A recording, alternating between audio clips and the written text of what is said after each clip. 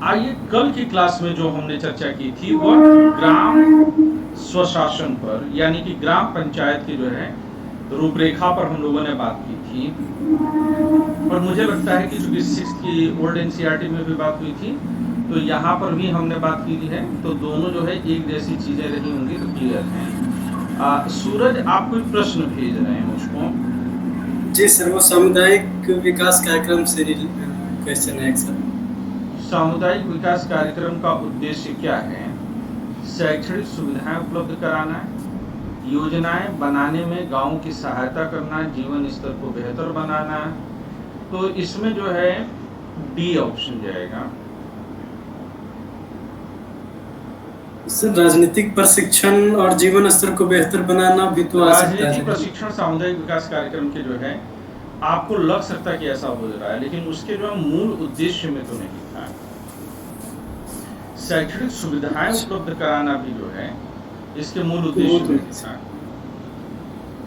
ठीक है ना? वो हम लोगों ने पढ़ा भी था कि क्या क्या इसके उद्देश्य हैं, अगर आपको याद आ रहा हो। जी सर। तो उसमें आप देखिए राजनीतिक प्रशिक्षण नहीं था।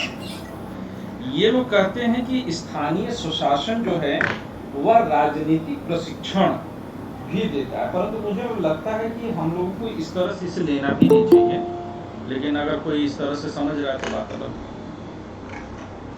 आज की तारीख में कई सारी किताबें इसको लिखती हैं। हमारे एक मित्र हैं उदय भान सर, उन्होंने भी अपनी पॉलिटी के बुक में इस बात का शायद जिक्र किया है।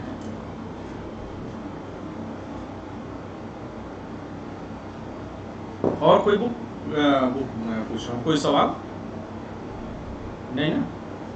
नहीं सर। तो आइए गांव के प्रशासन पर बात करते हैं। ग्राम प्रशासन के बारे में अगर बात करें तो हम लोगों ने 6 की जो ओल्ड एनसीईआरटी थी उसमें देखिए हमने किस चीज को समझने की कोशिश की थी, जिला प्रशासन को। यहाँ पर हम गांव प्रशासन को जो है बात करेंगे। गांव प्रशासन में सबसे पहले जो है ये जो है पुलिस व्यवस्था के बारे में बात करते हैं। हालांकि पुलिस व्यवस्था पर यहाँ पर कुछ खास बात नहीं कही गई है। आज लगभग जितने भी बड़े गांव होते हैं उन सारे गांव में की जो है एक बाजार होती है, बाजार एरिया होता है, और उस बाजार एरिया में कम से कम एक थाना या चौकी तो जरूर होती है। ज्यादातर ऐसे जगहों पर बड़े गांव में जो है कि बाजार के साथ थाना जरूर होता है। तो मारपीट हो जाएगा तो लोग जो है सीधे जो है थाने जाते हैं। आपको ये चीज समझ में आना चाहिए कि हर थाने का या हर चौकी का अपना एक क्षेत्र होता है। और जैसे कि मान लीजिए कि यह ए थाना है तो इसका अपना क्षेत्र होगा, बी थाने का अपना क्षेत्र होगा, और हर थाना केवल अपने ही क्षेत्र में काम कर सकता है, किसी और क्षेत्र में वह काम नहीं करेगा। बी वाला सिर्फ बी में काम करेगा, कहीं और काम नहीं कर सकता है। यही चीज यहाँ पर कही जा रही है। तो कह रहे हैं कि पुलिस थाने में होने वाला काम क्या है, तो कहते हैं कि पुलिस थाने में जो है वह कैसे काम करती है। तो वो कहते हैं कि जब पूरा मामला बताया गया तो वह लिखित रूप से जो है देना चाह रहा था, लेकिन थानेदार ने बड़ी बेरुखी से कहा कि उसके पास छोटी छोटी शिकायतों की जांच पड़ताल का समय नहीं है।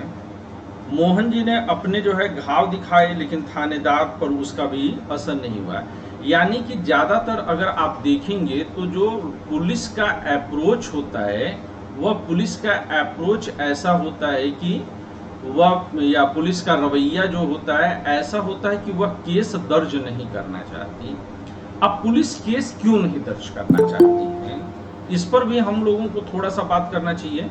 तो हमारे पास इस क्लास में 3 पुलिस वाले हैं, मतलब बहुत लकी क्लास हमारे पास है ये।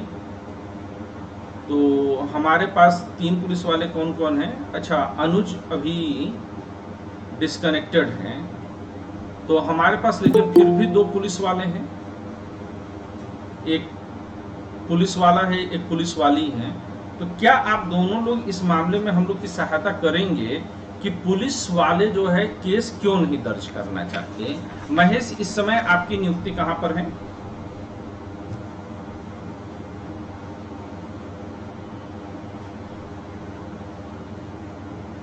महेश, अफसाना, आपको आवाज आ रही है या आप लोग ऑन रिकॉर्ड कुछ नहीं बोलना चाहते, बोल सकते हैं। हेलो। हाँ हेलो महेश। जी सर, मैं अनुज सर के साथ ही है मेरे। अच्छा, आप दोनों लोग एक ही साथ बैठे हैं? जी जी। तो पुलिस वाले, अच्छा अफसाना भी हमारे साथ हैं, तो ये इसका मतलब कि अनुज और महेश ये दोनों लोग दिल्ली में हैं और अफसाना हमारी जो है वो झारखंड में है। पुलिस वाले केस क्यों नहीं दर्ज करना चाहते, क्या दिक्कत आती है?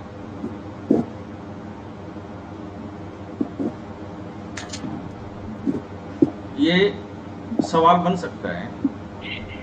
सर बहुत सारे कारण होते हैं, ऐसा नहीं कि वो पुलिस केस दर्ज नहीं करना चाहती, लेकिन कुछ केस ऐसा होता है।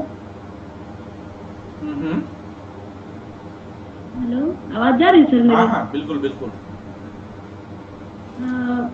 बोल रहे हैं कि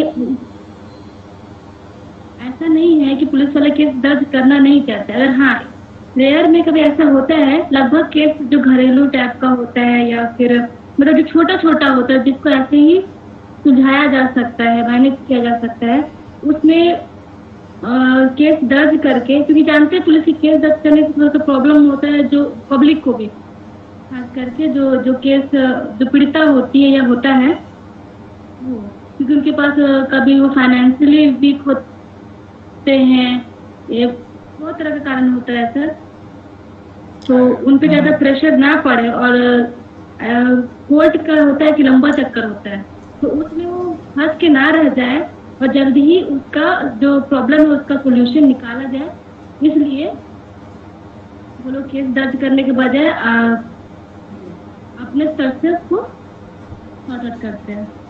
या दैट्स वेरी पॉजिटिव एस्पेक्ट। ये अफसाना, इस समय क्या तुम किसी महिला पुलिस थाने के साथ अटैच्ड हो?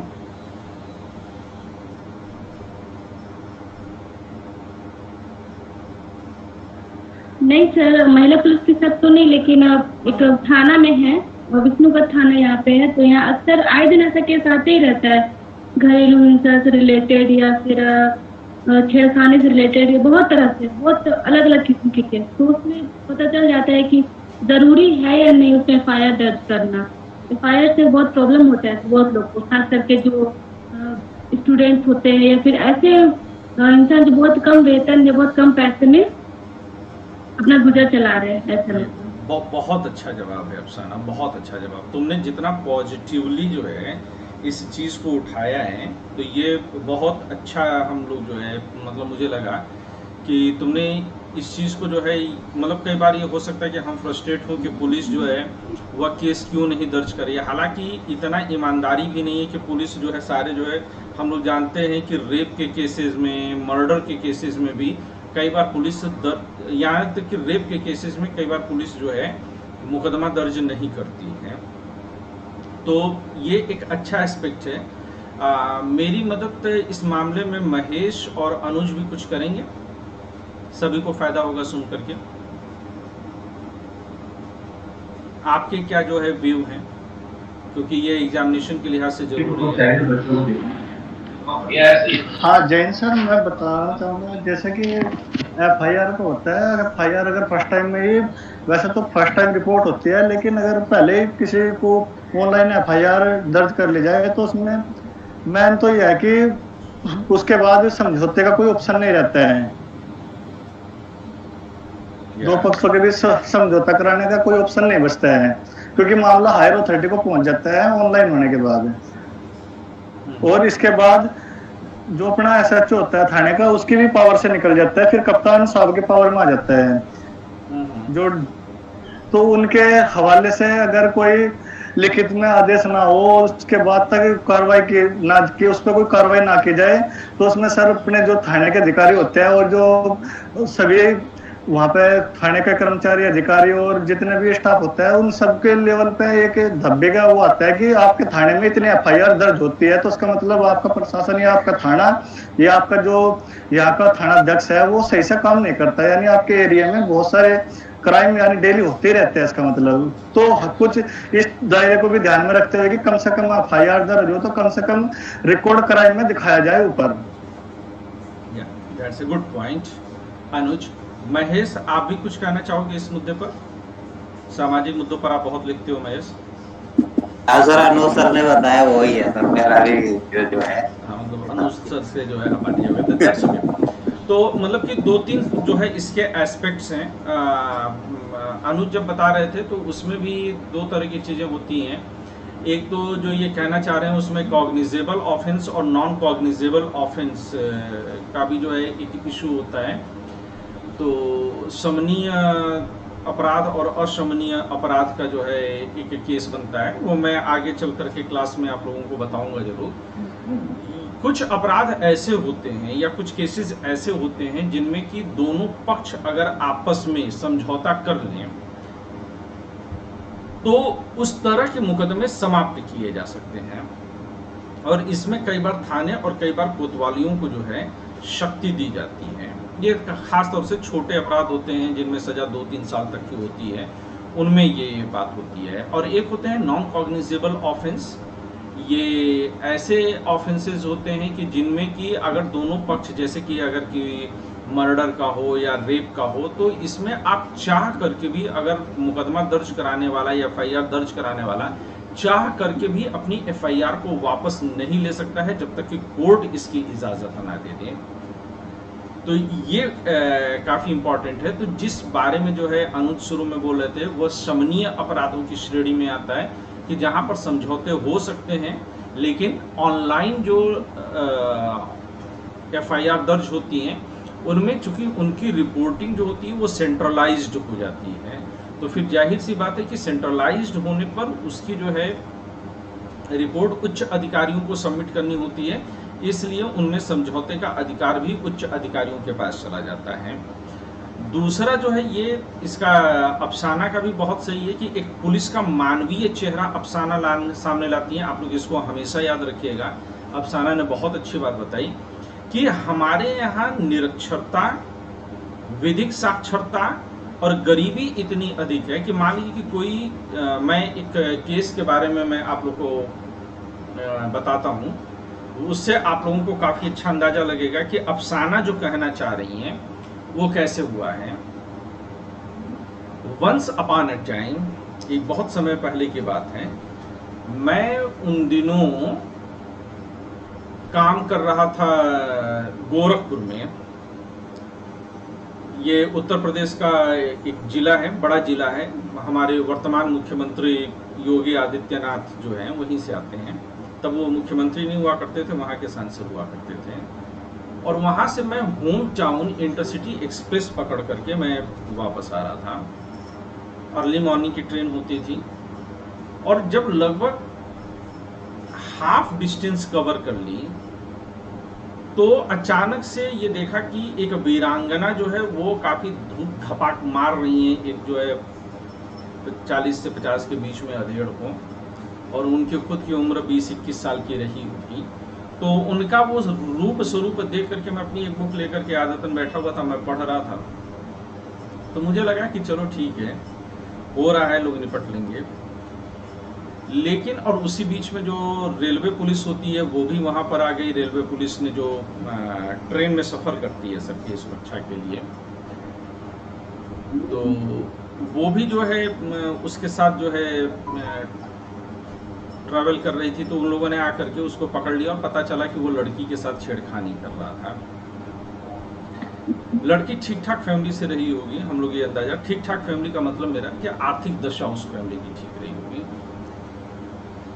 लेकिन जब तक गाड़ी लखनऊ में इंटर करे तब तक वो लड़की जो है मिमियाना शुरू कर दी थी। मिमियाने का मतलब कि वो रोना धोना उसका शुरू हो गया। तो अब वो थोड़ा सा जो है पैनिक में हुआ कि जब सब कुछ सही है, पुलिस ने अपराधी को पकड़ भी लिया, तो ये रो क्यों रही है। तो ये पता चला कि इसके रोने का कारण ये है कि पुलिस कह रही है कि अब आपको चारबाग थाने चलना पड़ेगा, जो कि मतलब लखनऊ का सबसे बड़ा रेलवे स्टेशन है, मेन रेलवे स्टेशन है, उसको चारबाग रेलवे स्टेशन के नाम से जानते हैं। तो उन्होंने कहा कि आपको वहां पर चलना होगा, और वह जाने के लिए तैयार नहीं थी। उन्होंने कहा था कि चूंकि वो कही कि हमें इसमें कोई एक्शन नहीं लेना है, छोड़िए, हटाइए इसको, इसने जो किया हमने मारा कूटा, बात खत्म हुई। पुलिस ने कहा ना, अब चूंकि ये मामला पुलिस के संज्ञान में आ चुका है। हम लोगों ने जो है वायरलेस के जरिए उच्च अधिकारियों को बताया है, और वो बंदा भी जो है रेलवे का कर्मचारी ही था, ग्रुप डी का। तो अब आपको जो है चलना पड़ेगा। तब मुझे लगा कि अब शायद मुझे इंटरवीन करना पड़ेगा। तो मैं उठ करके खड़ा हुआ। बादशाह नगर रेलवे स्टेशन बीच में पड़ता है लखनऊ में ही, मुझे वहीं पर उतरना था। वो लड़की भी वहीं उतरना चाह रही थी। तो उससे 1-2 स्टेशन पहले ही जिरह शुरू हुई। तो मैंने कहा कि अगर आपको उसका एफआईआर भी दर्ज करना है तो फिर एफआईआर दर्ज करने के लिए और छेड़खानी के केस में आप लड़की को थाने तक नहीं बुला सकते हैं, और ऐसा करना जो है वो जो गाइडलाइंस दी गई हैं उसका वायलेशन है। और आप अगर देखेंगे तो तमाम बड़े बड़े जो है कटआउट्स लगे होते हैं जिनमें लड़कियों के प्रति होने वाले अपराध की जब जागरूकता के बारे में बताते हैं, वो यहां तक कि कश्मीर में उसके साथ छेड़खानी हुई हो तो कन्याकुमारी में भी वह अपना जो है मुकदमा दर्ज करा सकती है। इसको 0 एफआईआर बोलते हैं। और यह बाद में पुलिस थानों की जिम्मेदारी होती है कि वो उसको सही थाने में जहां अपराध घटित हुआ या जहां उसे दर्ज होना चाहिए उसे जो है वो ट्रांसफर करे। लेकिन बातचीत के दौर में बादशाह नगर रेलवे स्टेशन उतर गया। हम लोग चारबाग ही अब उतरना हमारी मजबूरी थी, हम लोग चारबाग में उतरे। अब वो लड़की मेरा शर्ट पकड़ करके जो है बड़ी मजबूती के साथ खड़ी थी। उसे लगा कि अब यही बचाएंगे, और मैं भिड़ा पड़ा हुआ था कि मैं इस लड़की को थाने तक जाने नहीं दूंगा। पुलिस वालों ने आकर के पूरी तरह से घेर लिया। पहले तो उन्होंने रॉब में लेने की कोशिश की, तो मैंने कहा कि भाई रॉब तो नहीं चलेगा आपका, ये लड़की जो है पॉइंट रख रही है वो सही है। तो उन्होंने कहा कि हम लेडी पुलिस को बुला लेते हैं, अब इसको साथ में जाने दीजिए। मैंने कहा कि लेडी पुलिस के होने के बावजूद भी मैं इसको थाने तक नहीं जाने दूंगा, जबकि 10 ही कदम की दूरी थी। अब थाना नहीं होता, चौकी थी, पुलिस चौकी थी, वहां पर आप जान लीजिए। मैंने कहा पुलिस लेडी पुलिस के होने के बावजूद भी वो नहीं जाएगी, क्योंकि कानूनतः वह जहां पर चाहेगी वहीं पर एफआईआर दर्ज होगी। तो उन्होंने कहा कि हमारे पास कोई फॉर्मेट नहीं है इसमें हाथ में। हमने कहा कि एफआईआर के लिए फॉर्मेट का भी होना जरूरी नहीं है, आप सादे पेपर पर लिख करके दे दीजिए, हो जाएगा काम। तो इस पर उन्होंने कहा कि एक काम करिए कि आप गवाह बन जाइए। मैंने कहा बिल्कुल मैं बन जाऊं। उनको लगा कि शायद मैं इस चीज़ से भागूंगा, मैंने कहा मैं बन जाऊं। अब वहां पर जो है अफसाना की बात फिर से आती है कि उनके मन में यह था कि पुलिस के पचड़े में नहीं पड़ना है, क्योंकि बार बार कॉलिंग होगी, इंक्वायरी होगी। खैर वो लड़की नहीं गई, स्टेशन से ही हम लोग बाहर हो गए। उसने मेरा नंबर वगैरह लिया, नंबर वगैरह लेकर के गई। करीबन 4-5 महीने के बाद मेरे घर पर एक सम्मन जाता है पुलिस का। मैं जबकि घर पर रहता नहीं था, तो घर से मुझे पता चला कि पुलिस सम्मन आई हुई है। मैंने इंक्वायरी किया तो पता चला कि वह लड़की अपना जो एड्रेस और नंबर एड्रेस लिखवाई थी वो गलत है, और नंबर उसका सही है लेकिन नंबर स्विच ऑफ हो चुका है काफ़ी समय से। तो पुलिस वालों ने कहा कि आप, मुझे बुलाया गया चौकी पर, कहा कि अब आपके ऊपर झूठी एफआईआर लिखवाने का मुकदमा दर्ज होगा। तो मैंने कहा कि अगर आप मुकदमा दर्ज करना चाहते हैं आप बड़े आराम से करिए, लेकिन आप ये क्यों भूल रहे हैं कि उसको गिरफ्तार आप ही लोगों ने किया था, और कहां पर किया था उसकी गिरफ्तारी आप लोगों ने पहले कर ली है, जिसकी कि वायरलेस से आपने सूचना दी। तो अगर मैं गलत हूं तो वो 11 लोग, मैंने कहा आप एफआईआर पढ़िएगा, मैंने उसमें दर्ज किया है कि 11 जो है पुलिस वालों ने उस समय उसको वहां पर गिरफ्तार किया है। मैंने कहा कि फिर वो भी गलत है, आप उनको भी जो है अरेस्ट करिए कि उन्होंने जो उसको अरेस्ट कैसे कर लिया था। मौका वारदात पर जो है आप लोगों ने अरेस्ट किया हुआ है। फिर बाद में पता चला कि उस लड़की का काफ़ी समय बाद मेरे पास फ़ोन आया कि सर मैं माफ़ी चाहती हूँ आपसे, मैं आपको फ़ोन नहीं की। मैं इसलिए जो है फ़ोन वगैरह बंद करके गायब थी क्योंकि मेरे घर वाले नहीं चाहते थे कि मैं किसी लफड़े में पढ़ूँ। वो चाहते थे कि मैं अपनी एजुकेशन पर फोकस करूँ और मैं किसी लफड़े में ना पढ़ूँ। एग्जैक्टली यही चीज़ जो है अफसाना भी कहने की कोशिश कर रही हैं कि जो स्कूल या कॉलेज गोइंग गर्ल्स होती हैं या छोटे मोटे जो झगड़े होते हैं उनमें लोग थाना कोर्ट कचहरी के चक्कर में नहीं पड़ना चाहते हैं। एम आई राइट अफसाना? यही बात आप कहना चाह रहे हो? जी सर। तो दूसरा एस्पेक्ट ये है। तीसरे एस्पेक्ट की तरफ चर्चा अनुज ने भी की कि ज़्यादा जिस थाने के क्षेत्र से एफआईआर दर्ज होगा उसके इंचार्ज पर उंगली उठेगी कि आप अपराध रोकने में असफल हैं। हालांकि अब इस मानसिकता में बड़े पैमाने पर बदलाव आ रहा है और अब ये माना जा रहा है कि एफआईआर अधिक होने से थाने की इमेज खराब नहीं मानी जाएगी। इसको लेकर के जो कॉमनवेल्थ पुलिस रिफॉर्म कमेटी थी, पुष्कर राज के जो है अध्यक्षता में बनी थी, उसने अपनी रिकमेंडेशन में इस तरह की बात कही थी। तो कहीं ना कहीं ये चीज़ चल रही है कि एफआईआर दर्ज होने दीजिए। एफआईआर दर्ज होने के बाद कितने लोगों को एग्जैक्टली उसमें जो है सुविधा मिलती है, कितने लोगों को न्याय मिलता है, ये चीज़ महत्वपूर्ण है। तो ऐसे बहुत सारे रीजन है। तो ये क्लास 6 की एनसीईआरटी जो पेज नंबर 58 पर है,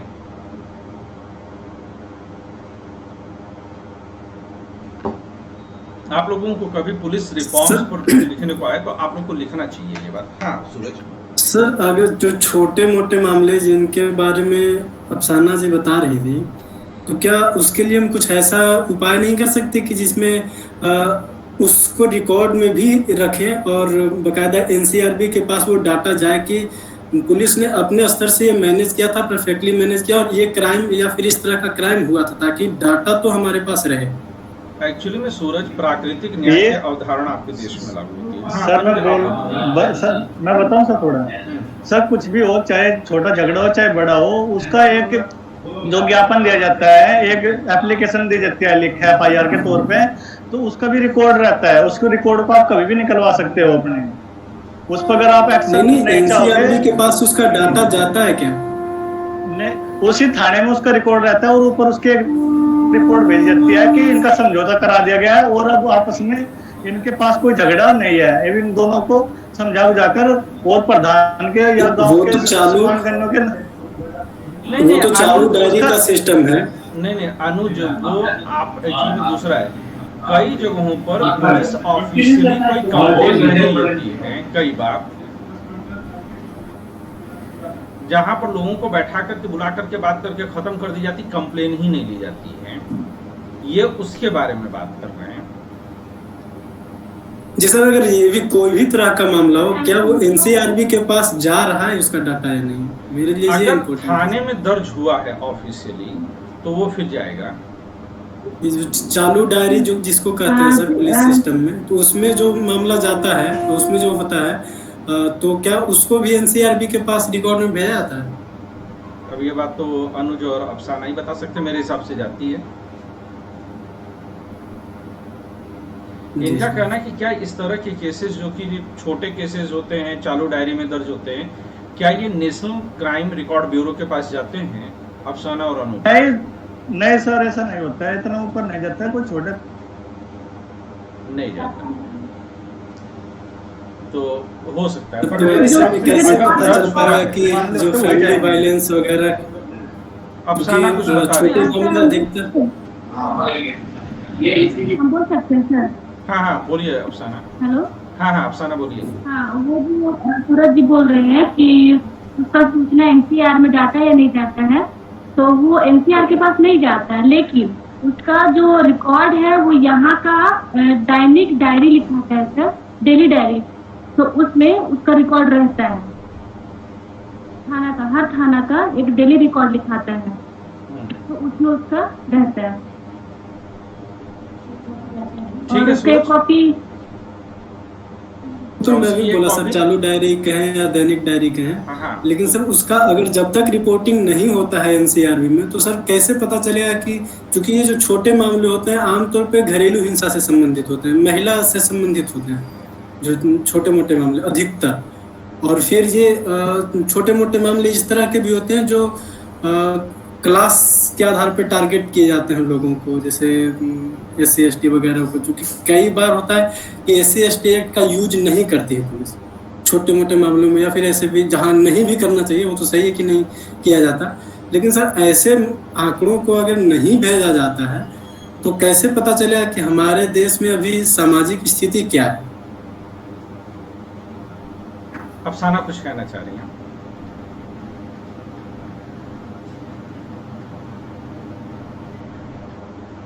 अफसाना कुछ कहना चाह रहे हो? सर हम बोल ही चुके पहले कि उसका एक रिकॉर्ड थाने में रहता है, जो भी है FIR नहीं हुआ है, लेकिन हर केस का जो भी केस आता है, चाहे वो छोटा हो बड़ा हो, जैसा भी उसका सनहा दर्ज होता है। तो जो सनहा दर्ज होता है वो FIR नहीं हुआ है, ठीक है, तो वो उसको छोड़ के जो सनहा दर्ज हुआ वो थाना उसका रिकॉर्ड रखता है, एक रिकॉर्ड थाना रखता है और एक जो है CCTNS के जरिए हेडक्वार्टर, उस जिले का हेडक्वार्टर के पास उसका रिकॉर्ड जाता है।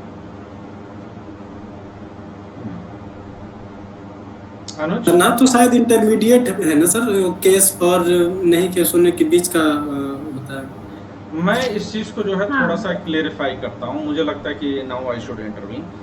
पहली चीज ये है कि ये ऐसे ऑफेंसेस के बारे में है जो कि क्राइम की परिभाषा में नहीं आते हैं सूरज। जैसे कि एक पति ने अपनी पत्नी को शराब के नशे में एक थप्पड़ मार दिया या बहस की उत्तेजना में एक थप्पड़ मार दिया।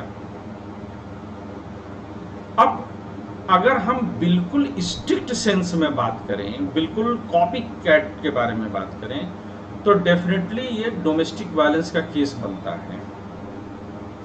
लेकिन किसी भी लॉ की जब इंटरप्रिटेशन होती है तो उस इंटरप्रिटेशन में कि क्या इसको वस्तुतः अपराध माना जाना चाहिए कि पति पत्नी साथ में रहते हैं और साथ में रहते रहते बहसबाजी में एक आध थप्पड़ जड़ दिया, चाहे पत्नी ने पति को जड़ा चाहे पति ने पत्नी को जड़ा, तो क्या वस्तुतः उसे घरेलू हिंसा मान लिया जाना चाहिए? दो दोस्त आपस में बात कर रहे हैं, बात करते करते कोई जाति सूचक शब्द निकल गया जो कि पुराने परिवेश की वजह से चल रहा है और वो सबकॉन्शियस माइंड में सुनते सुनते पड़ा हुआ था, निकल गया, क्या उसे वस्तुतः जो है SC/ST एक्ट में मान लिया जाना चाहिए? तो हमें कानून को बिल्कुल अगर स्ट्रिक्ट सेंस में देखेंगे तो हर दूसरी बात एक अपराध के रूप में आ जाएगी।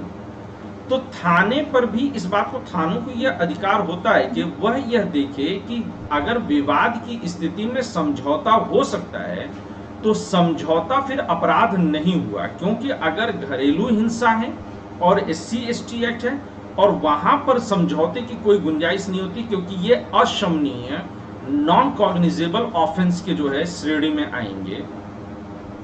तो ये जो डेली डायरी में जिसको कि आप जो है तनख्वाह शब्द बोल रहे हैं, मैंने भी कभी कई बार पढ़ा इस तरह का वर्ड, तो इसका मतलब ये होता है कि उसको हम स्ट्रिक्ट सेंस में क्राइम की कैटेगरी में नहीं रखेंगे।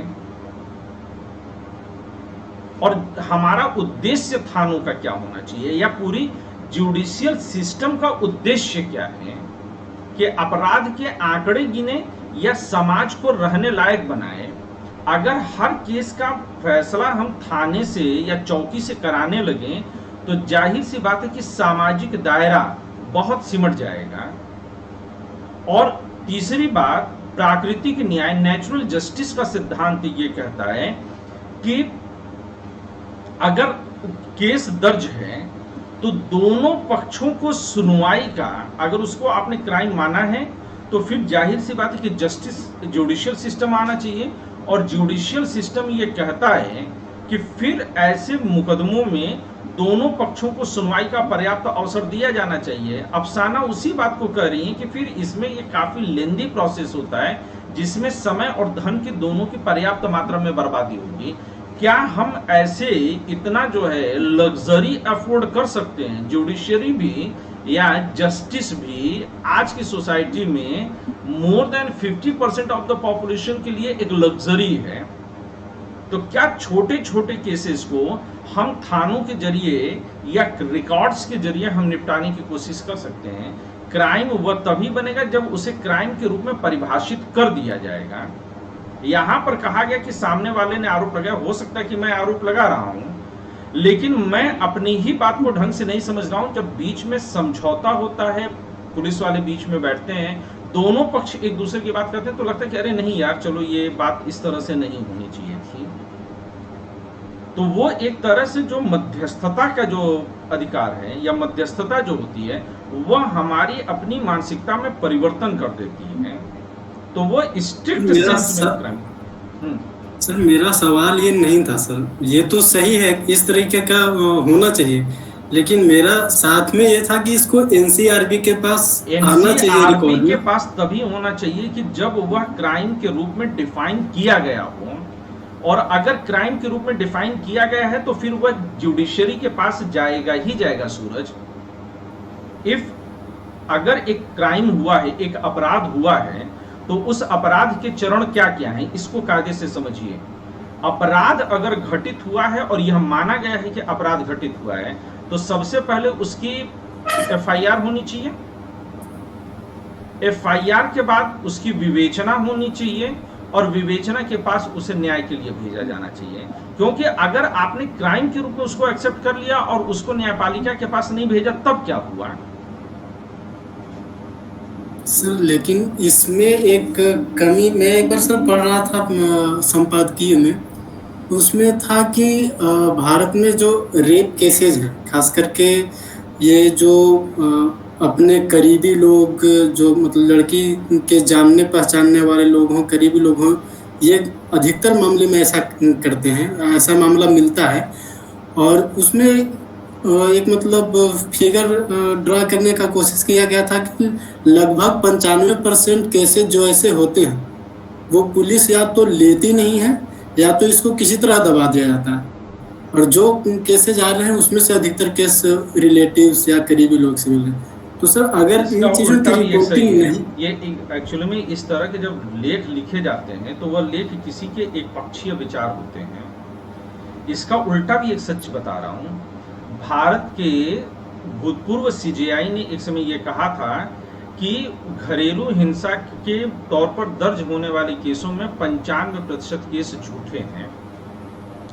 तो पुलिस पहले ये वेरीफाई करती है कि जो रेप का आप जो है, मैं पुलिस का जो मतलब यहाँ पर मैं इसमें पुलिस के साइड से खड़ा होकर के मैं उसके पर्सपेक्टिव को समझने की कोशिश कर रहा हूँ, क्योंकि जब तक दोनों पर्सपेक्टिव नहीं समझेंगे तब तक हल नहीं मिलेगा।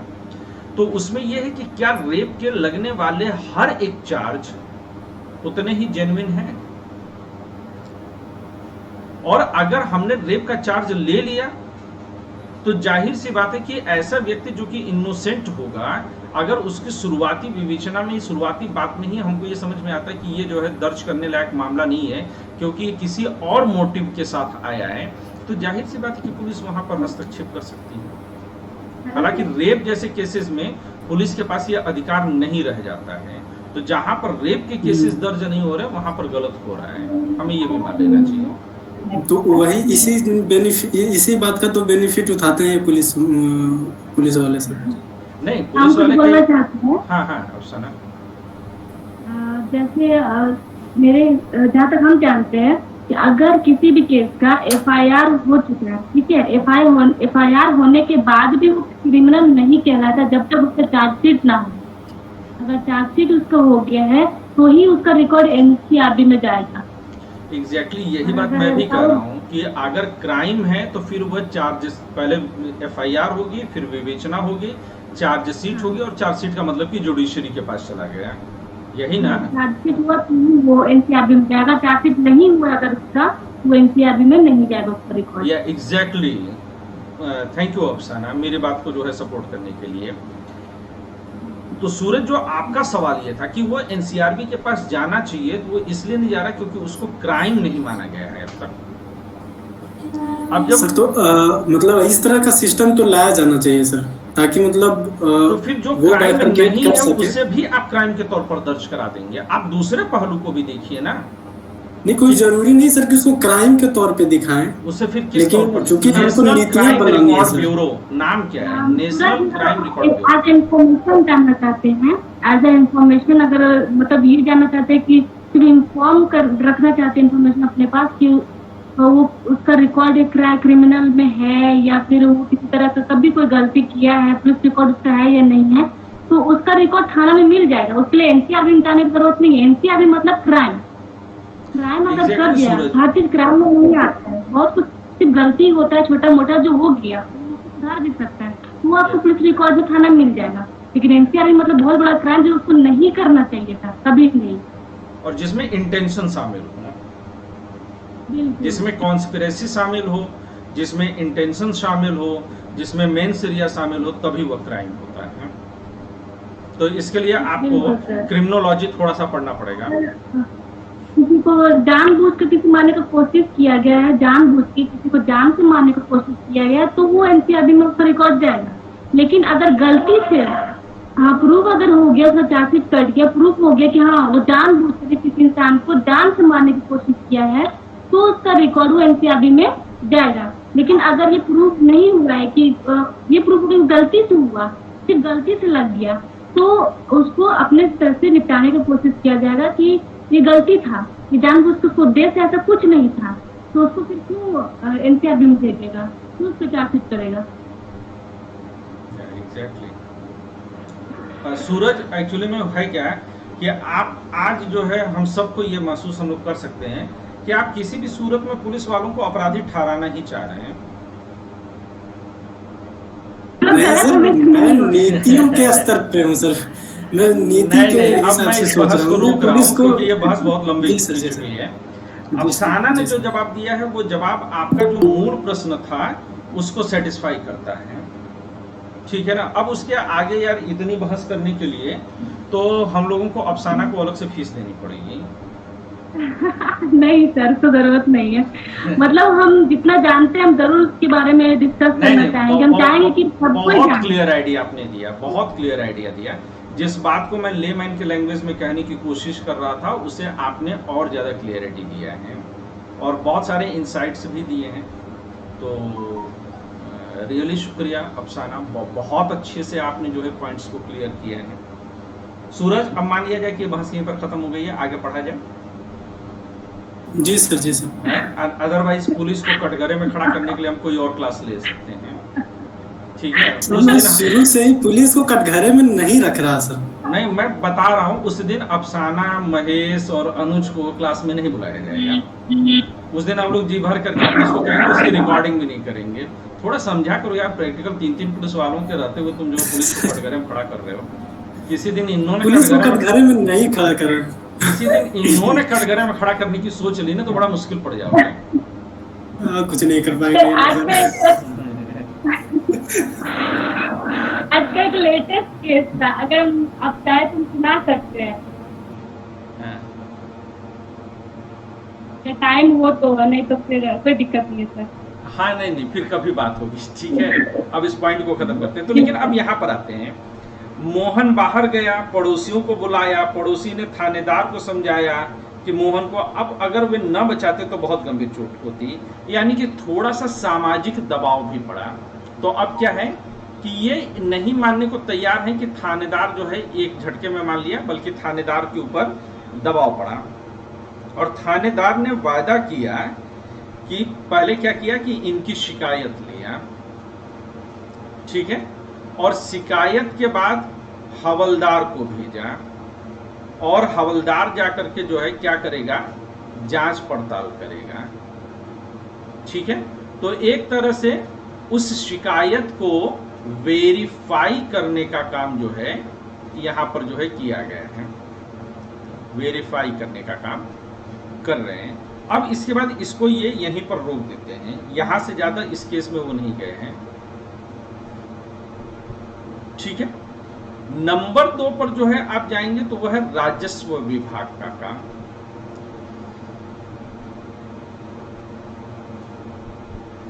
राजस्व विभाग, राजस्व विभाग में वो कहते हैं कि राजस्व विभाग में क्या हुआ, तो वो कहते हैं कि खेत का झगड़ा हुआ था कि किसकी मेड़ कहां पर है। भारत में मेड़ काटना या मेड़ को कम करना यह राष्ट्रीय समस्या घोषित कर देनी चाहिए। पूरा गांव इसी में व्यस्त है कि कब किसकी मेड़ कितना वो काट ले। तो ये कहते हैं कि राजस्व विभाग क्या करता है, तो कहते हैं कि राजस्व विभाग का मुख्य काम है कि भूमि का रिकॉर्ड रखना, भूमि का रिकॉर्ड रखना। भूमि का रिकॉर्ड रखने का काम कौन करता है, पटवारी करता है, जिसे कई सारी जगहों पर लेखपाल भी कहते हैं, ठीक है, पटवारी या लेखपाल भी कहते हैं।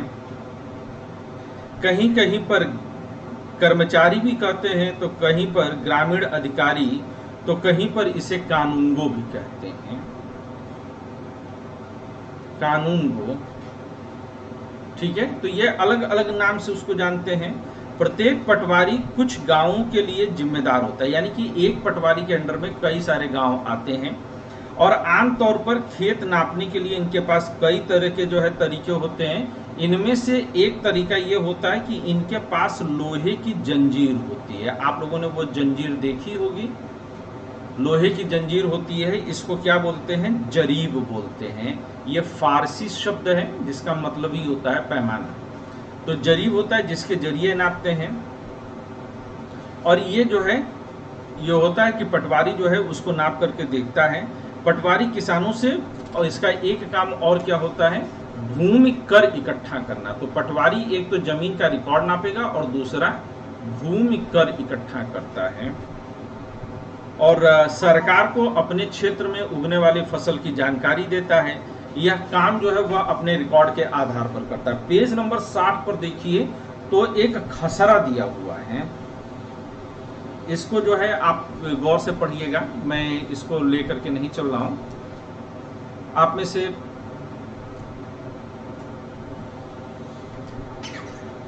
कोई टेलीग्राम पर यह पेज मेरे साथ शेयर कर सकता है?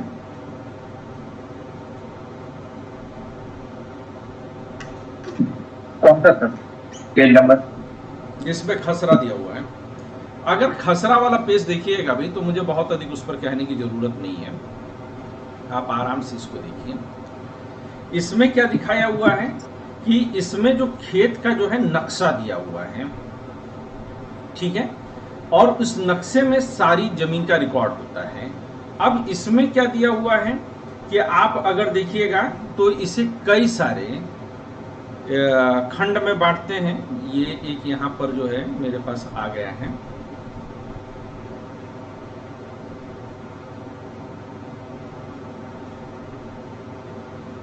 सेव एज करके मैंने ले लिया है, या आई गॉट इट। ये वाला भी सही है।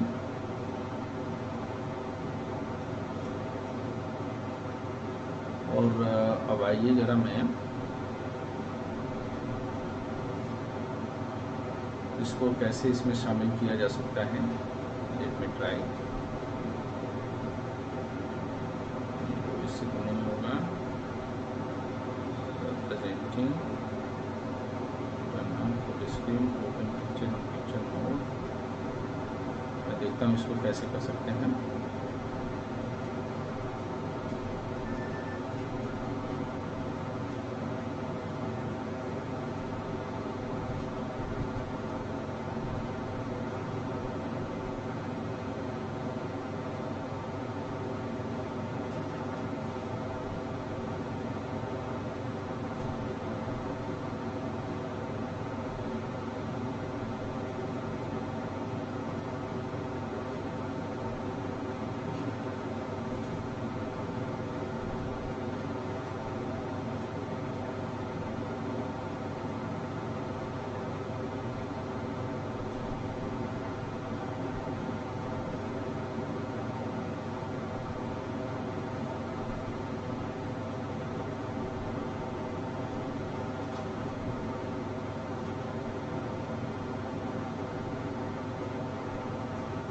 एक और फोटो डाली है सर, वो पूरा है। अच्छा ठीक है, अभी तो इसी को ले लेते हैं, है ना। ये और बड़ा हो जाना चाहिए। अगर इसको आप देखिए तो यहाँ पर अगर इसमें आप देखिए तो ये लिखा हुआ है कि खसरा कहलाने वाले इस रिकॉर्ड में पटवारी ने नीचे दिए गए जमीन के नक्शे के मुताबिक सूचनाएं भरी हैं। तो पटवारी जो है सूचनाएं भरता है और इससे पता चलता है कि जमीन का कौन सा टुकड़ा किसके नाम है। इस रिकॉर्ड और नक्शे को देखिए।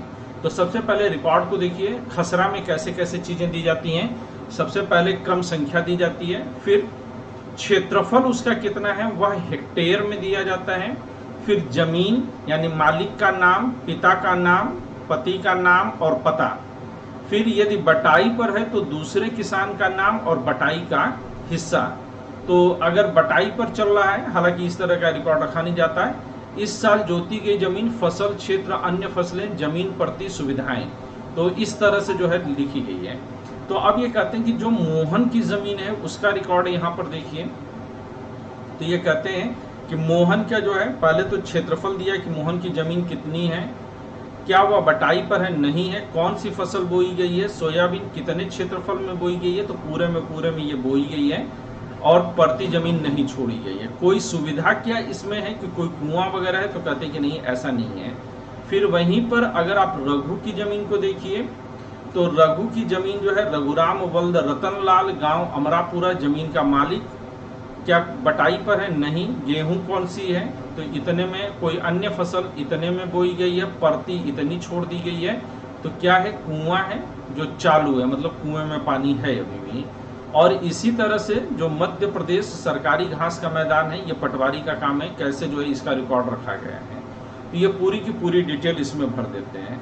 अब इसी जो है नक्शे को हम लोग एक जगह और देखने की कोशिश करेंगे कि जो इन्होंने नक्शे पर दिया है,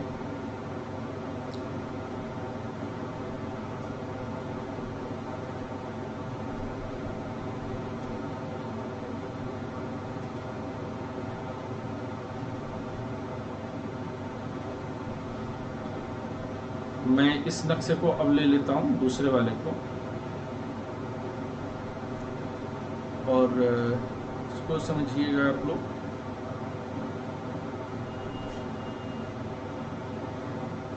तो यहाँ से आता है, भूल ही जाता हूँ मैं, आजा भाई तू भी आजा। 33 पे ही आई।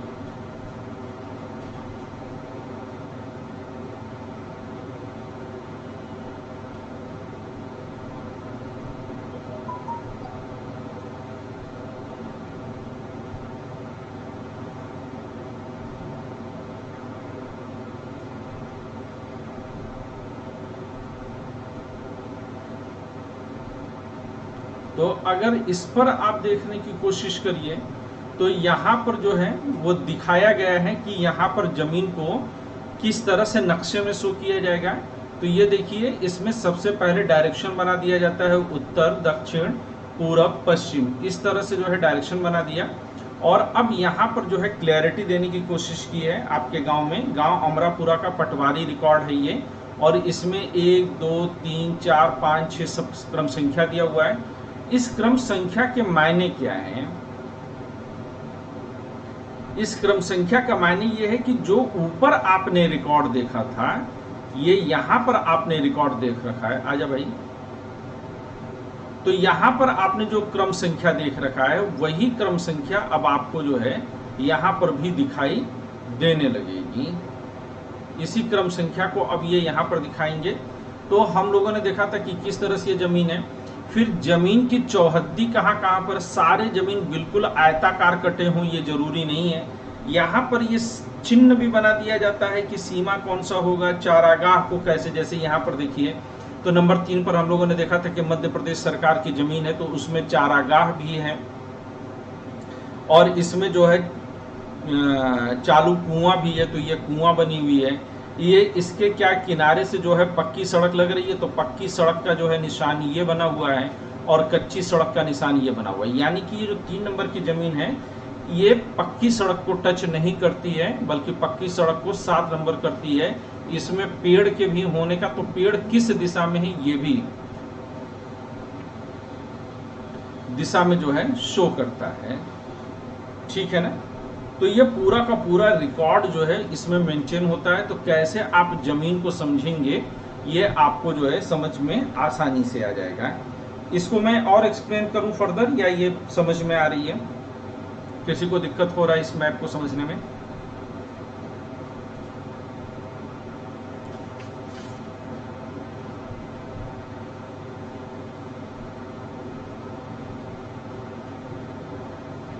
If all clear?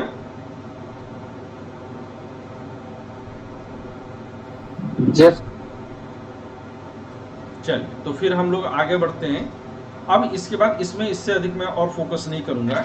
इसमें कहते हैं कि हिंदू धारा अधिनियम 2005 पर अब सीधे सीधे आ जाइएगा। हिंदू धारा अधिनियम, तो रिकॉर्ड कैसे रखता जाता है, बाकी राजस्व क्षेत्र का बंटवारा कैसे होता है, ये हम लोगों ने जो है पिछली क्लास में देखा था। हिंदू अधिनियम धारा 2005 में जो है ये बताते हैं। तो ये क्या होता है कि पहले के जमाने में पिता की संपत्ति, अगर पिता ने वसीयत नहीं लिखी है तो बेटों में अपने आप ट्रांसफर हो जाती थी, लेकिन 2005 के अनुसार पिता के बाद, मृत्यु के बाद जमीन बेटों में बांट दी जाती थी, लेकिन कानून बदला है और नए कानून में बेटे बेटी और उनकी मां को जमीन में बराबर का हिस्सा मिलता है। तो अब पिता की संपत्ति में माता यानी पिता की पत्नी और बच्चों की मां और बेटी, इनको भी हक मिलेगा। तो अब सबका हक जो है, हक इसमें बनने लगा है। तो इसका बड़ा फायदा ये होता है कि पहले लड़कियों को पूरी तरह से इस रिकॉर्ड के बाहर रख दिया जाता था, तो उनके जो है, लड़कियों की जो है आर्थिक स्थिति बहुत खराब हो जाती थी, और खास तौर से अगर किसी लड़की का पति गुजर जाता था तो ना तो पति की संपत्ति में वह हकदार बन पाती थी और ना ही वह अपने पिता की संपत्ति में हकदार बनती थी, इसलिए उसका जीवन बड़ा दयनीय हो जाता था। इस हिंदू अधिनियम धारा 2005 के मुताबिक अब प्रत्येक लड़की को अपने पिता और उसके पति दोनों की संपत्ति में वह बराबर की हकदार होगी। जब बटेगा तो कैसे बटेगा? मान लीजिए कि एक बेटा, एक बेटी और उसकी एक ही पत्नी जो है लीगली हो सकती है, हालांकि इलीगल अगर कोई पत्नी होगी तो उसे भी हक होगा अब, ठीक है, ये सुप्रीम कोर्ट का जजमेंट आ चुका है। तो अगर मान लीजिए कि उसके पास जो है 100 हेक्टेयर अगर जमीन थी तो सबको 33.3 हेक्टेयर जमीन, हालांकि बहुत बड़ी जमीन का मालिकाना हक हो गया, सबको मिलेगा। अब हरियाणा वगैरह में क्या हो रहा है, हरियाणा राजस्थान में, कि जहां पर कि यह कानून को पूरे मनोयोग से लागू किया गया, वहां पर बेटियों को यह समझा दिया जाता है कि क्या तू भाई का हक खाएगी, तो बेटियां आकर के अपने हक की चीजें अपने भाइयों को लिख करके चली जा रही हैं, लेकिन कई सारी लड़कियां हैं जो नहीं लिख रही हैं। तो कम से कम अब बेटियों के साथ या बहनों के साथ भाई जो है तमीज से पेश आते हैं। विरासत में मिला यह घर, पापा को अपने पिता से यही घर मिलेगा, मेरे भैया को मेरे पिता से, पर मैं और मेरी माँ हमारा क्या, बता दिया गया है मुझे, पिता के घर में हिस्से की बात औरतें नहीं किया करती, लेकिन मुझे चाहिए एक घर अपना, बिल्कुल मेरा अपना, नहीं चाहिए दहेज में रेशम और सोना। ये एक कविता लिखी गई जो महिलाओं की स्थिति को रिप्रेजेंट करती है। तो मेरे हिसाब से हम लोगों को इसमें और अधिक जो है प्रवेश करने की आवश्यकता नहीं है, इस पॉइंट को यहीं पर छोड़ देते हैं। तो मुझे लग रहा है कि कम से कम एक छोटा मोटा अंदाजा तो आप लोग को मिल गया होगा कि राजस्व प्रशासन कैसे काम करता है। अब आ जाइए जरा नगर प्रशासन पर, ये ज़्यादा इंपॉर्टेंट है। नगर प्रशासन में अगर आवे तो स्टोरी फिर शुरू होती है कि इतवार की अलसाई हुई दोपहर थी, यानी कि गर्मियों के दिन में जब आलस थोड़ा चलता है, तो कहते हैं कि इस दोपहर में क्या हो रहा था, जहांगीर कि माला और उसका साथी शंकर, जहांगीर और रेहाना गली में क्रिकेट खेल रहे थे। इसमें ये पहले साबित कर देना चाह रहे हैं कि 2 हिंदू हैं, 2 मुसलमान हैं, 2 लड़की हैं, 2 लड़का हैं, यानी कि पूरी तरह से इक्वेशन सेट कर दिया है। रेहाना के आउट न होने पर शंकर ने बड़ा अच्छा ओवर फेंका, लेकिन रेहाना आउट होती होती बची, लेकिन रेहाना आउट नहीं हो रही है। तो यानी कि रेहाना बहुत अच्छी बैट्समैन है। ये कहीं न कहीं उस इक्वालिटी की तरफ ले जा रहे हैं कि जहां पर लड़कियों को अक्सर क्रिकेट से दूर रखा जाता है। आप में से जितनी भी लड़कियां होंगी, अगर भारत पाकिस्तान का मैच ना हो तो मैच नहीं ही देखती होंगी, मैं सही बोल रहा हूं ना? तो इन्होंने कहा कि उसको जो है शॉर्ट गेंद फेंकी और इस उम्मीद में कि बाउंसर से वह आउट हो जाएगी, लेकिन रेहाना ने इतना तेज हुक शॉट मारा कि वह गेंद ऊपर चली गई और गली की ट्यूबलाइट टूट गई। यानी ये भी दिखा रही है कि लड़कियों में ताकत बहुत होती है। तो वो भी जो एक सामाजिक सोच है उसके खिलाफ भी यहाँ पर फिर बात कर रहे हैं। रेहाना चिल्लाई, अरे मैंने यह क्या कर दिया। तो शंकर तपाक से बोला, अरे हम ये नियम बनाना भूल गए थे कि तुम्हारी गेंद से गली की ट्यूबलाइट टूट जाएगी तो तुम आउट ही मानी जाओगी। तीनों ने ही तब शंकर को विकेट की चिंता छोड़ने के लिए कहा, क्योंकि जो हुआ उसके बारे में वो ज्यादा चिंतित थे। और क्यों चिंतित थे इसका भी जो है इन्होंने कहा कि पिछले हफ्ते उनसे निर्मला मौसी की खिड़की टूट गई थी, जिसको बदलने के लिए अपनी जेब खर्च से उनको पैसे देने पड़े थे। अब दोबारा जो है पैसा जो है खर्च करना पड़ेगा। लेकिन जब निर्मला आंटी की खिड़की टूटी थी तो निर्मला आंटी को पैसा दे दिया, लेकिन जो स्ट्रीट लाइट टूटी है उसका पैसा किसको दें? गली की ट्यूबलाइट कौन बदलेगा? अब यहीं से देखिए, कहानी के माध्यम से पहले उन्होंने आपकी सामाजिक सोच पर कुठाराघात किया, प्रहार किया, और अब वो जो है सीधे सीधे चैप्टर पर आ रहे हैं। माला का घर सबसे पास में था, चारों माला के घर गए, बता दिया। माँ ने सुना और कहा कि इस मामले में जो है कुछ खास पता नहीं, बस ये है कि ये जिम्मेदारी नगर निगम की होती है। उन्होंने समझाया कि यास्मीन खाला से जाकर के पूछो। अब एक और कि जो यास्मीन खाला फिर एक मुस्लिम महिला को लेकर के आई कि वो सरकारी डिपार्टमेंट में नौकरी कर रही हैं।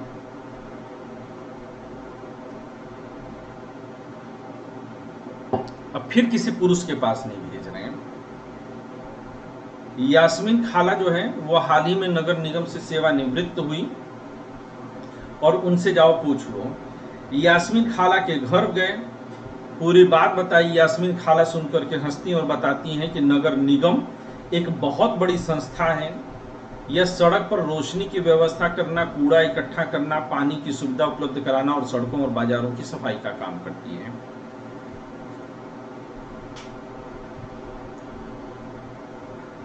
तो ये बोले कि हाँ हाँ ठीक है, वो जो है इस तरह के काम करते हैं।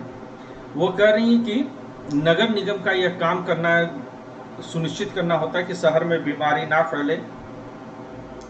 नगर निगम स्कूल स्थापित करता है, नगर निगम जो है अस्पताल चलाता है, यह बाग बगीचों का रखरखाव भी करता है। उन्होंने आगे जोड़ा, हमारे पुणे शहर बहुत ही बड़ा शहर है और यहाँ नगर प्रशासन चलाने वाले संस्थान को नगर निगम कहते हैं।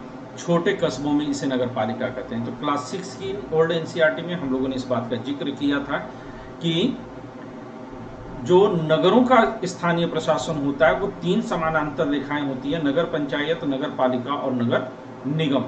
आज उत्तर प्रदेश में 4 नए नगर पंचायत बनाए गए हैं, जबकि कुछ नगर पंचायतों का दायरा पहले के मुकाबले बढ़ाया गया है। अब ये आती है कि नगर निगम पार्षद एवं प्रशासनिक कर्मचारी, तो ये कहते हैं कि जब कोई फैसला लेता है तो फैसला इसमें कैसे लिया जाता है। तो अब ये इस चीज पर बताते हैं, जहां ग्राम सभा में जनता डायरेक्ट निर्णय लेती है, वहीं नगरीय प्रशासन में जनता डायरेक्ट निर्णय नहीं लेती है। यहां पर जब भी निर्णय लिया जाएगा तो वह किसके माध्यम से लिया जाएगा? चुने हुए प्रतिनिधियों के माध्यम से ही लिया जाएगा। सही बात है। अब इसको ये कैसे लेते हैं? तो ये कहते हैं कि ये बताती हैं कि मैं जो है, अब ये इस चीज को जो है इंपॉर्टेंट कहती हैं कि नगर निगम में 2 तरीके के लोग होते हैं। नगर निगम में 2 तरीके के लोग हैं। एक जो कि प्रतिनिधि होते हैं, किसके प्रतिनिधि होते हैं? जनता के।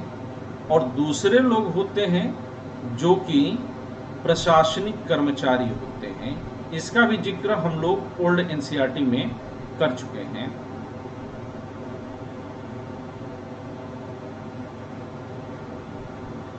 प्रशासनिक कर्मचारी होते हैं, तो कहते हैं कि दोनों ही तरह के लोग होते हैं। कहते हैं कि जो ये प्रतिनिधि हैं ये कैसे काम करते हैं? तो कहते हैं कि ये जो प्रतिनिधि होते हैं, कुछ पार्षद मिलकर के जो है ये प्रतिनिधि जनता द्वारा चुने जाते हैं। तो अब इसमें भी तो एक होते हैं जिन्हें वार्ड मेंबर या पार्षद बोलते हैं। वार्ड मेंबर या पार्षद बोलते हैं, और दूसरे होते हैं जिन्हें कि हम इसका अध्यक्ष बोलते हैं।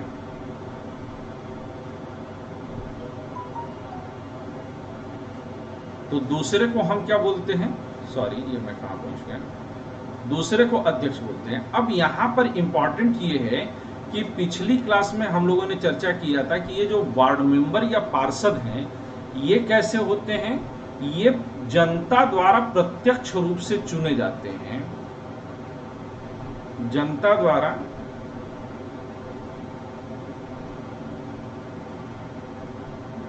प्रत्यक्ष रूप से चुने गए हैं, जबकि अध्यक्ष जो है यह प्रत्यक्ष रूप से भी चुना जा सकता है और अप्रत्यक्ष रूप से भी चुना जा सकता है। पिछली क्लास में मैंने बताया था कि बहुत सारे प्रदेशों में, जैसे उत्तर प्रदेश, बिहार में यह प्रत्यक्ष रूप से चुना जाता है, लेकिन दिल्ली, महाराष्ट्र जैसे राज्यों में यह अप्रत्यक्ष रूप से चुना जाता है। तो कहते हैं कि जो निर्णय लेने का काम होता है, तो निर्णय लेने का काम जो है कौन करता है, निर्णय लेने का काम जो है जनप्रतिनिधि करते हैं, यानी जनता के चुने हुए लोग करते हैं। कि कहां खंबा कहां बम्बा, निर्णय लेने का काम जनप्रतिनिधि करते हैं।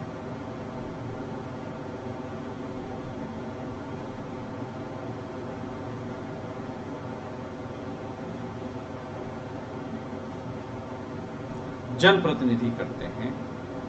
वहीं पर प्रशासनिक कार्य कर्मचारी क्या करते हैं, प्रशासनिक कर्मचारी ये निर्णयों को लागू कराने का काम करते हैं। निर्णयों को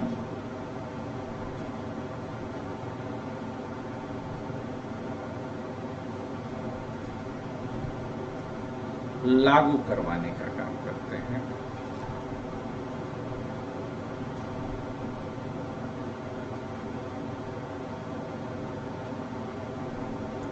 ठीक है। तो कहते हैं कि पार्षद जो होते हैं, इसके लिए कहते हैं कि पहले पूरे शहर को आप क्या करते हैं, पहले जो पूरा शहर होता है, जैसे कि आपने गांव में समझा था, अलग अलग वार्डों में बांट देते हैं पूरे नगर एरिया को, और प्रत्येक नगर एरिया से आप एक वार्ड मेंबर या पार्षद चुन लेते हैं। चूंकि आपके शहर में होता है तो आप लोग जानते हैं। फिर कुछ कामों को करने के लिए कुछ पार्षदों को मिला करके एक समिति बना दी जाती है, जैसा कि ग्राम प्रशासन में भी आपने बना था। तो जैसे कि सफाई व्यवस्था के लिए कुछ पार्षदों की एक टीम बनी है, जिसे एक सफाई समिति बने बोलेंगे। इसी तरह से जो है अलग अलग जो है कमेटीज बनती रहती हैं, जो कि मिलजुल करके अपना काम देखती रहती हैं। तो समितियां बनती हैं। तो पार्षदों की समितियां ही पानी कचरा जमा करने और सड़कों पर रोशनी आदि की व्यवस्था करती है। जब एक वार्ड के अंदर की समस्या होती है तो वार्ड के लोग पार्षद से संपर्क कर सकते हैं। उदाहरण के लिए अगर बिजली के खतरनाक तार लटक कर नीचे आ जाएं तो स्थानीय पार्षद बिजली विभाग के अधिकारियों से बात करने में मदद कर सकते हैं। जहां पार्षदों की समितियां एवं पार्षद विभिन्न मुद्दों पर निर्णय लेने का काम करते हैं, वहीं उन्हें लागू करवाने का काम आयुक्त और प्रशासनिक कर्मचारी करते हैं। आयुक्त और प्रशासनिक कर्मचारियों की नियुक्ति जो होती है वह राज्य सरकार करती है, जबकि पार्षद निर्वाचित होते हैं।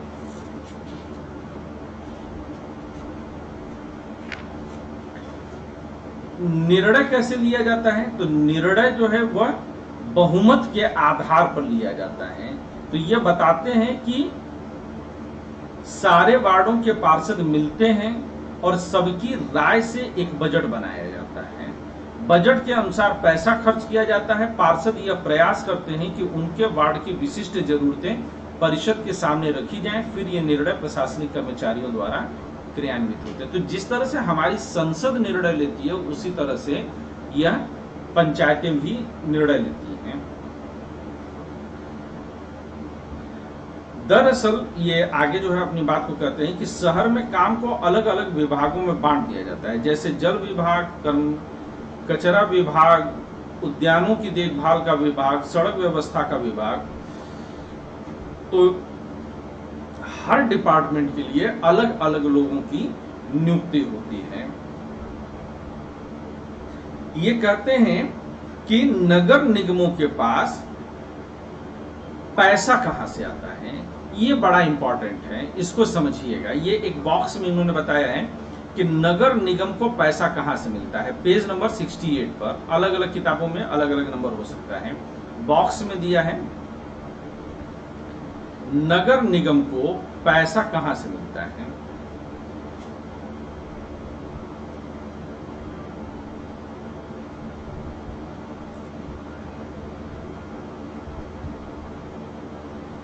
इसको अगर आप पढ़िए तो अंडरलाइन कर लीजिएगा। ये कहते हैं कि इसके लिए जो है सबसे अधिक पैसा कहां से आता है, जो लोगों से टैक्स वसूला जाता है। टैक्स अलग अलग मद में लिए जाते हैं, जैसे कि गृह कर, हाउस टैक्स जिसको बोलते हैं आप, तो जिन लोगों के बड़े मकान होते हैं उनसे हाउस टैक्स लिया जाता है। इसी तरह से पानी का टैक्स लिया जाता है। इसी तरह से जो है सड़क का भी टैक्स जो है लिया जा सकता है, जैसे आप गाड़ी वगैरह चलाते हैं तो अलग अलग तरह का जो है टैक्स आता है। इसमें सबसे ज्यादा जो टैक्स आता है वह संपत्ति से ही आता है, यानी कि 25 से 30% तक का पैसा अगर नगर निगमों के पास है तो वो हाउस टैक्स का है। जैसे कि मेरे ही घर से सालाना जो है अगर कहा जाए तो 5,000 रुपया से ऊपर टैक्स के रूप में जाता है। आप सोचिए कि लखनऊ की आबादी कितनी होगी, तो कितने बड़े मात्रा में जो है लोगों का जो है टैक्स जाता होगा। मुझसे भी बड़े बड़े मकान है लखनऊ लोगों के। शिक्षा पर भी कर लगता है, होटल्स वगैरह में लगता है। अगर आप सिनेमा का टिकट लिखिए तो उस पर भी जो है निगम टैक्स होता है। इसी तरह से अमीर लोग संपत्ति कर देते हैं, वहीं जनसंख्या का एक बड़ा हिस्सा सामान्य कर के रूप में इस तरह से देता रहता है। तो ये बताते हैं कि टैक्सेस कहाँ आते हैं। टैक्स के अलावा जो है और क्या आता है, इसको जो है राज्य और केंद्र सरकारें अनुदान भी देती हैं। राज्य और केंद्र सरकारें अनुदान भी देती हैं। अनुदान का मतलब कि कुछ पैसा दे दिया कि आप इस मद में खर्च करिए, अनुदान देती हैं। तीसरा, ये लोग चंदा वगैरह भी बटोर सकते हैं, चंदा या डोनेशन भी ले सकते हैं।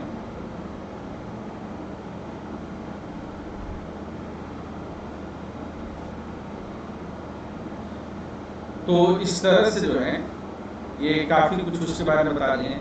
और ये कह रही हैं कि अपनी बात की मोहल्ले की औरतें जो है वो एक समय ऐसा आया था कि जब सफाई नहीं हो रही थी तो मोहल्ले की औरतें जो काफी नाराज थी,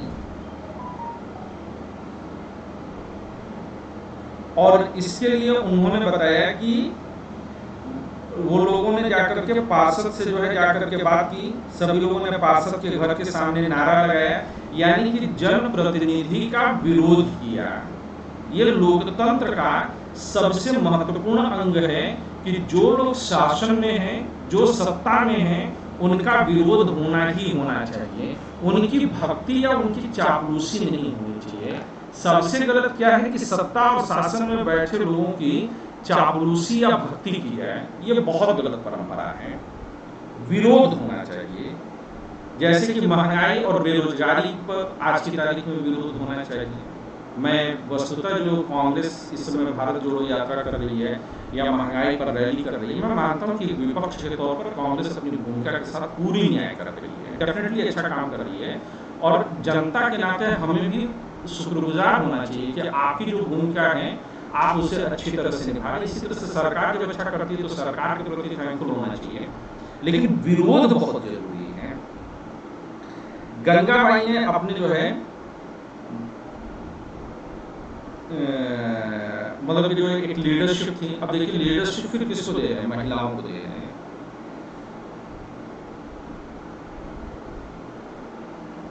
तो उन्होंने जो है कहा कि आप जो है सभी लोग एक हस्ताक्षर अभियान चलाइए जिसमें कि नियमित कचरा उठाने की नियमित व्यवस्था हो। और उन्होंने सुझाव दिया कि कल आयुक्त से मिलने जाते समय स्थानीय सफाई अभियंता यानी इंजीनियर को भी ले जाइए, क्योंकि सफाई अभियंता भी आयुक्त को बता सकेगा कि हालत कितनी खराब है। उस दिन पूरे शाम बच्चे घर घर का चक्कर लगाते रहे ताकि अर्जी पर ज्यादा से ज्यादा हस्ताक्षर कराए जा सके। तो इस तरह से एक जनमत तैयार किया गया। देखिए स्थानीय स्तर पर क्या किया गया, जनमत तैयार किया गया और बड़ी संख्या में लोग फिर जो है उसके पास पहुंचे। और इसका जो है उन्होंने कहा कि फिर जो है जब जनमत विरोध करता है तो उसका असर पड़ता है। जैसे किसान कानून का जब किसानों ने डट करके विरोध किया तो उसका उनको लाभ मिला। इसी तरह से युवा बेरोजगारी का विरोध नहीं कर रहा है तो बेरोजगारी पर सरकार एक्शन नहीं ले रही है। महंगाई का विरोध नहीं कर रहा है तो सरकार महंगाई पर एक्शन नहीं ले रही है। तो जब आप जनता विरोध करती है तभी जनहित में काम होता है।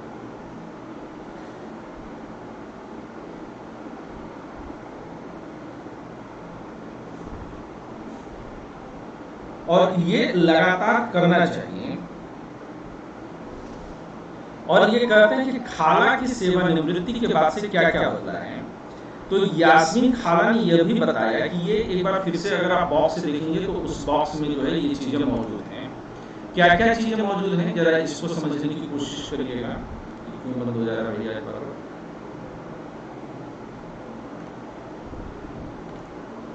तो ये कह रहे हैं कि क्या क्या मौजूद है, जरा उस चीज पर आइए।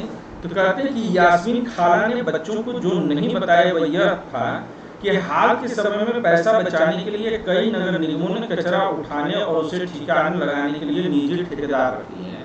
यानी कि जो काम पहले नगर निगम करता था अब उसको प्राइवेट सेक्टर के हाथ में दे दिया गया है और इसी को निजीकरण कहते हैं। इसका मतलब कि जो काम पहले सरकारी कर्मचारी करते थे अब उसे निजी कंपनियां करें।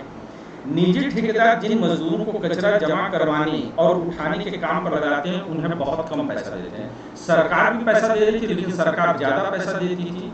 लेकिन अब क्या हो रहा है कि ये बताने की कोशिश कर रही है कि निजीकरण से कैसे जो है श्रमिकों का शोषण होता है। आप भी आज गुड़गांव वगैरह में जाइए तो गुड़गांव वगैरह में आप जाकर के देखेंगे कि जो तमाम जो है कपड़ा वगैरह की फैक्ट्री होती हैं, मैं काफी काम नोटिफिकेशन किया, आज भी 12-12 घंटा काम करा करके उनको 6,000-7,000 रुपए नौकरी पर रखा गया है।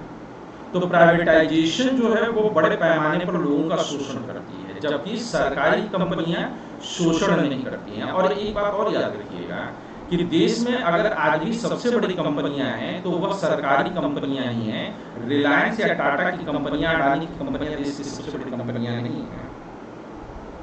निजी ठेकेदार जिन मजदूरों को कचरा जमा करने और उठाने के काम पर लगाते हैं उन्हें बहुत कम पैसा देते हैं। उन मजदूरों की नौकरी अस्थायी होती है। कचरा उठाने का काम काफी खतरनाक होता है, जैसे कि उनके हाथ में शीशा धंस जाए, उनके हाथ में कोई एड्स वाली नीडल धंस जाए, तो उनको बहुत सारी चीजें हो सकती हैं। उनके पास सुरक्षा के साधन नहीं होते हैं। अगर वो घायल हो जाएं तो उनका जो है देखभाल करने वाला भी होता है। लेकिन सरकार के अगर कर्मचारी होंगे तो उन्हें इन सबकी सुविधा मिलती है। तो ये बता रहे हैं कि निजीकरण किस तरह से शोषण करता है। क्यों सरकार की जो है ये इस बात का भी जवाब है कि क्यों देश की अर्थव्यवस्था 5वें नंबर पर पहुंच गई लेकिन प्रति व्यक्ति आय इस देश में काफी कम हुई, क्योंकि प्राइवेटाइजेशन के कारण ऐसा हो रहा है कि चंद लोगों के हाथ में पैसा सिमटता चला जाए। निजीकरण क्या करता है, सरकारी एजेंसियां जब काम करती हैं तो वो पैसा लोगों के हाथ में देती हैं। निजी कंपनियां चंद लोग बहुत मालदार हो जाएंगे और बाकी लोग बहुत कंगाल हो जाएंगे। अगर 85 करोड़ जनसंख्या को 5 किलो राशन के लिए सरकारी योजना पर निर्भर होना पड़ा है तो आप समझ सकते हैं कि आप किस तरह के हालात में। इसका बड़ा बढ़िया वर्णन किया है। निजीकरण पर बहुत अच्छे लेख के तौर पर आप इसे डेवलप कर सकते हैं। बात समझ में आ रही है? ये बताते हैं कि 1994 में किस तरह से सूरत शहर में भयंकर प्लेग रोग फैला था। इसके बारे में जो है स्थिति का ये वर्णन करते हैं, बहुत सटीक वर्णन है। इसके अलावा जो है इसमें और कुछ नहीं है। ग्रामीण क्षेत्र में आजीविका आप लोग छोड़ दीजिएगा, ये अलग अलग शहरों का है। ये पेज नंबर 80 पर जरा एक नोट करिएगा, ये आप लोग के काम की चीज है।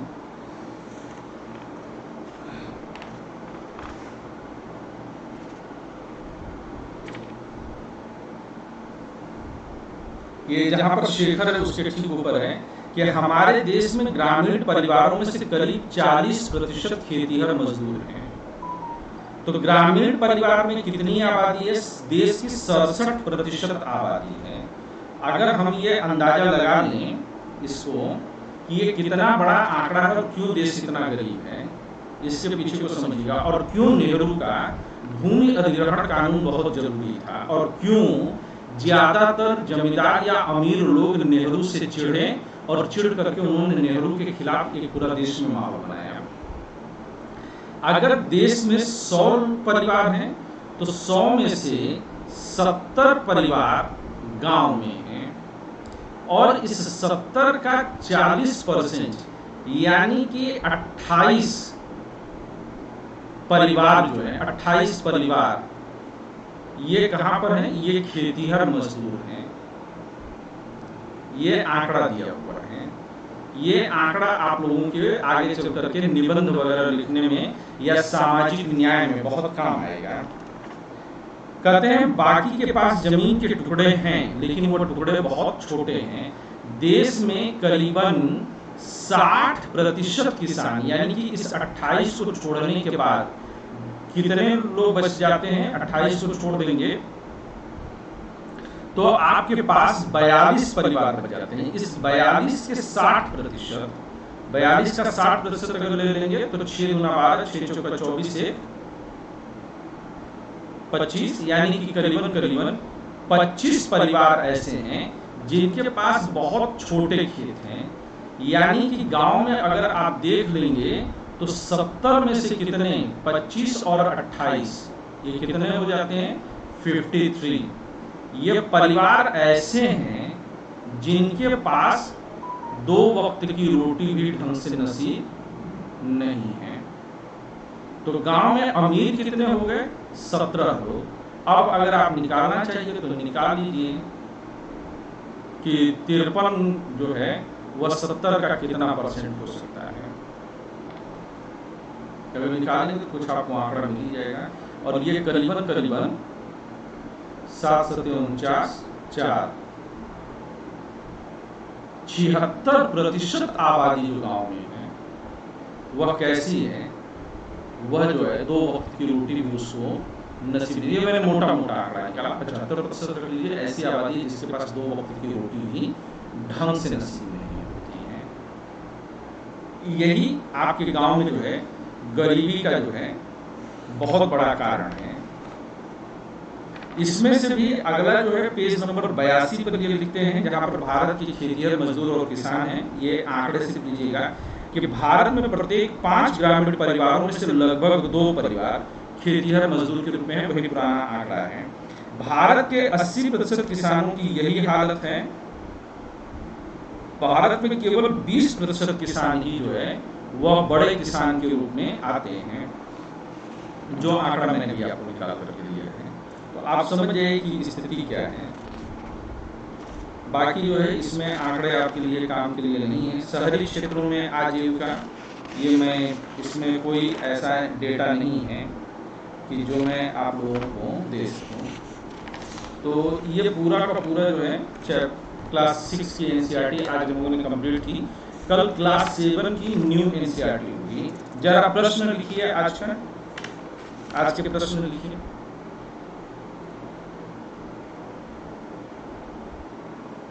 क्या हुआ? आप लोग एकदम से सन्नाटे में चले गए? बहुत ज्यादा कठिन बातें हो गई, समझ में नहीं आई क्या? Hello sir. हाँ हेलो सर। हाँ बेटा। सर रिया न्यू स्टूडेंट है सर, थोड़ा उनसे बात कर लीजिए आप।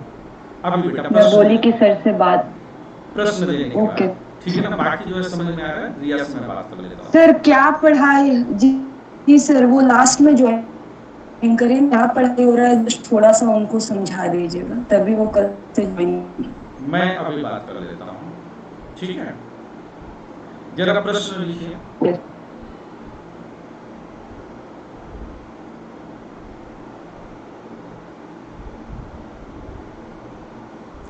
प्रश्न है, नगर निगम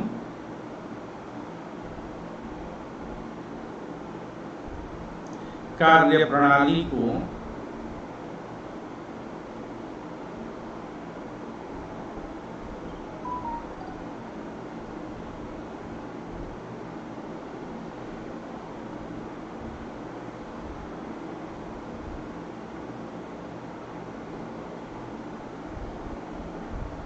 विस्तार कार्यप्रणाली की विस्तार पूर्वक व्याख्या कीजिए।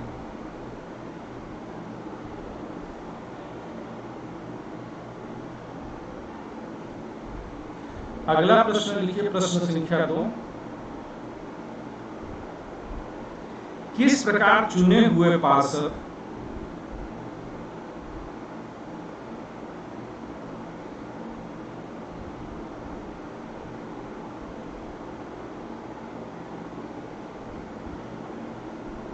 किस प्रकार चुने हुए पार्षद और नियुक्त प्रशासनिक कर्मचारियों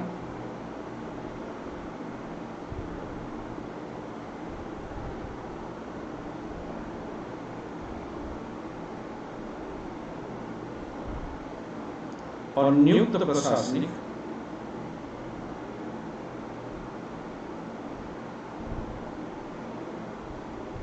कर्मचारियों के मध्य सामंजस्य बनाया जाता है।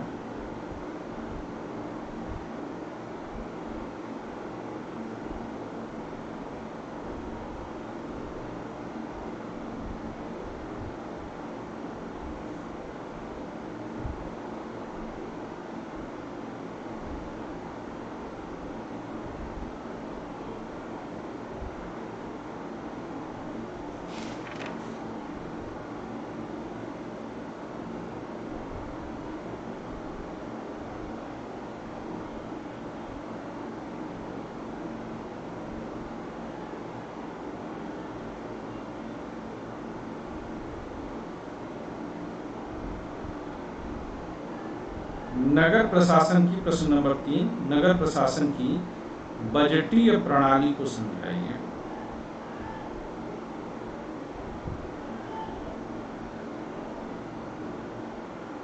इसको पूरा डिटेल में अच्छे से आप लोग लिखेंगे। ये 3 प्रश्न हो गए। और लास्ट का रिपीट। नगर प्रशासन की बजटीय प्रणाली को विस्तार पूर्वक समझाइए।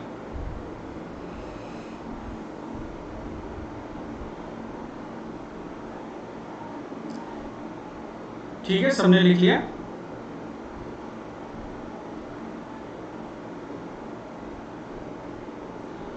किसी के मन में किसी भी प्रकार का संदेह बचा हो तो बात कर सकते हैं लोग। Any doubt? नन। तो आज की क्लास को यहीं पर ओवर कर रहे हैं, कल फिर मुलाकात होगी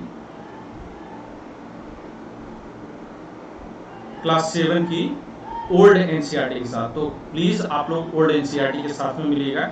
मैं कोशिश ये करूंगा कि आप लोगों को मंडे से मैं पहले से बता दूं कि कौन कौन से टॉपिक हम लोग डिस्कस करने वाले हैं किसी भी एनसीईआरटी की। All done? सूरज, इसके पहले कि मैं रिया से बात करूं, सूरज एक मिनट आपसे बात करना चाह रहा हूं। आप कनेक्टेड हैं?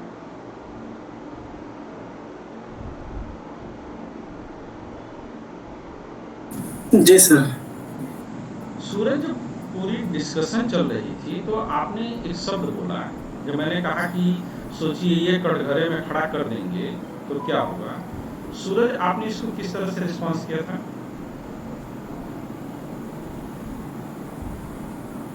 मैंने बोला था कि ये कुछ नहीं कर सकते। सूरज, क्या एक भावी आईएएस से मैं इस तरह की भाषा की उम्मीद करूं? नहीं सर। सोचिए कितना इगोइस्टिक जवाब आपने दिया था। एक बात जो हंसी मजाक में थी उसका बड़ा इगोइस्टिक जवाब नहीं था। ये आप समझिएगा कि एथिक्स के पेपर में यही सारी चीजें बड़ी आसानी से पकड़ लेते हैं। एथिक्स का पेपर वो कब कराते हैं? जब 3 दिन तक सुबह शाम आपसे 3-3 घंटा लिखा करके आपको पका देते हैं, तब चौथे दिन वो एथिक्स का पेपर देते हैं जिसमें से पहले की कोई सेट पैटर्न नहीं है। अचानक से आपको जो है कोई परिस्थिति देख करके लिखने को कही जाएगी और आप इतने थके होंगे कि झुंझलाहट में आप वो सब कुछ लिखेंगे जो आपके मन की अभिवृत्ति होती है। इसीलिए जो लोग आईएएस बनना चाहते हैं उन्हें वैसा ही व्यवहार करना चाहिए जैसा कि आईएएस बनने के बाद होगा। Is that clear? सर मुझे ये 3 लोग जो आप बोले, ये 3 तो इसमें मैं मजाक में बोला था सर। हालांकि बाद में मुझे महसूस हुआ तो फिर तुरंत ही मतलब अपना ऑडियो बंद कर लिया। नहीं कोई बात नहीं, हालांकि कोई कुछ आपका बिगाड़ेगा ही क्यों, है ना। लेकिन एक हंसी मजाक में मैंने कहा था कि बात को जो है मैं कंक्लूड कर रहा था, पर इस चीज को बेटा हमेशा याद रखना कि अप्रोच कभी भी इगोइस्टिक ना हो, चाहे लोगों के सामने हो चाहे पीठ पीछे हो। एक आईएएस ऑफिसर से डिप्लोमेटिक होने की उम्मीद बहुत जबरदस्त तरीके से मैं करता हूँ।